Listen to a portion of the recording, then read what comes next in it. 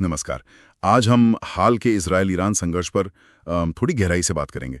हमारे पास ये 13 जून से 24 जून 2025 तक की घटनाओं का एक ब्यौरा है। मतलब संघर्ष की शुरुआत से लेकर जो अभी एक कह सकते हैं बहुत नाजुक सा युद्ध विराम है वहां तक।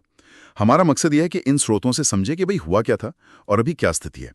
शुरुआत तो काफी अचानक हुई थी। 13 जून को इसराइल ने एक बड़ा ऑपरेशन शुरू किया, ऑपरेशन राइजिंग लायन। ये कोई छोटी मोटी झड़प नहीं थी, ये कुछ काफी बड़ा लग रहा था शुरू से ही। हाँ बिल्कुल।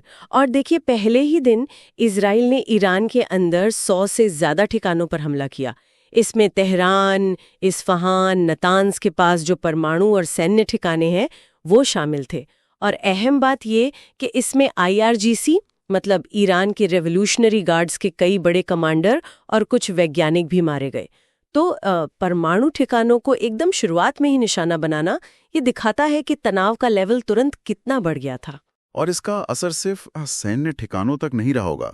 मेरा मतलब है आम लोगों पर, सिविलियन इंफ्रास्ट्रक्चर पर भी असर पड़ा होगा। हाँ, जाहिर है सिविलियन इंफ्रास्ट्रक्चर को भी नुकसान पहुंचा। और अगले 2 दिनों में यानी 14-15 जून को ये हमले ईरान के और अंदर तक पहुंचे। ऐसी खबरें भी थीं कि तेहरान से लोग शहर छोड़कर जा रहे थे। फिर जाहिर है ईरान का जवाब आया। हाँ, ईरान ने भी फिर मिसाइल और ड्रोन हमले किए इसराइल पर। तेल अवीव, यरूशलम और खास तौर पर बीरशेबा का सोरोका अस्पताल वो निशाना बना। हाँ, अस्पताल पर हमला। उसमें तो करीब 50 लोग घायल हुए थे और शायद केमिकल लीक की भी बात थी। हाँ, ऐसी खबरें थीं।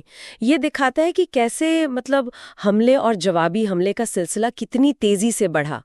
और ये भी कि कितने संवेदनशील ठिकानों को, जैसे अस्पताल को, निशाना बनाया जाने लगा। सोरोका अस्पताल के बाद मुझे याद है चौथे दिन ईरान के सरकारी टीवी IRIB पर भी हमला हुआ था।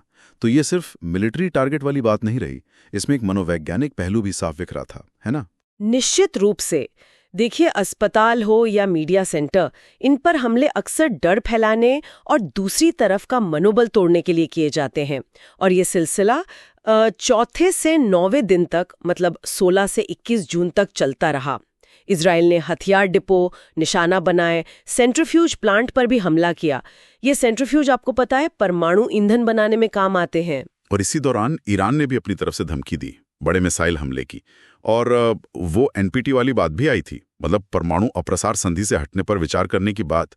ये कितना गंभीर था, खासकर तब जब उसके अपने परमाणु ठिकानों पर हमले हुए थे। ये बहुत गंभीर संकेत था। NPT का मकसद ही परमाणु हथियारों को फैलने से रोकना है।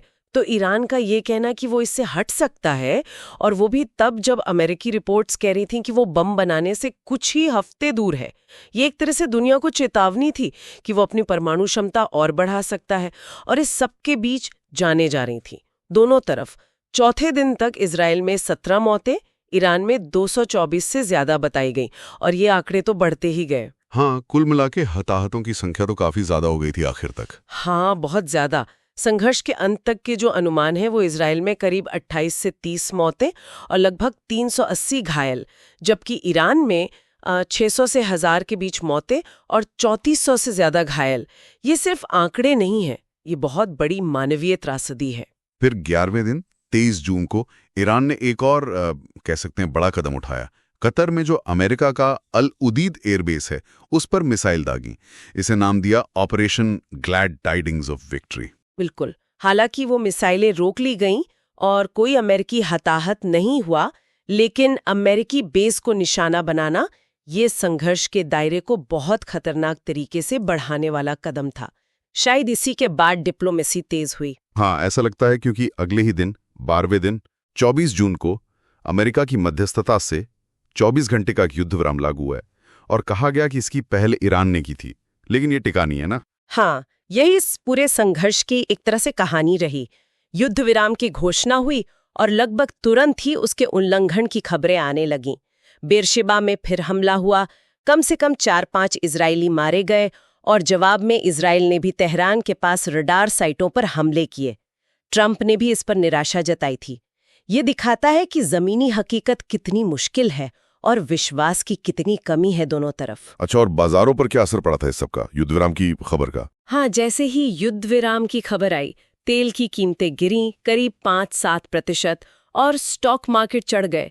ये दिखाता है कि ये संघर्ष सिर्फ क्षेत्रीय नहीं बल्कि वैश्विक अर्थव्यवस्था के लिए भी कितना बड़ा जोखिम है।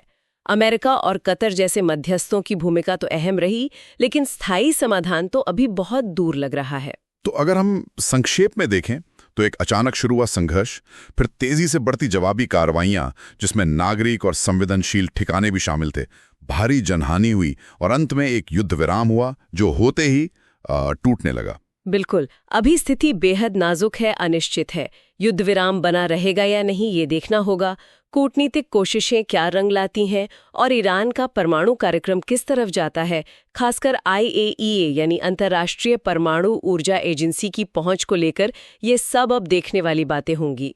तो ये थी इस हालिया इजराइल ईरान टकराव की एक झलक, जैसा कि हमारे सूत्रों से सामने आया है।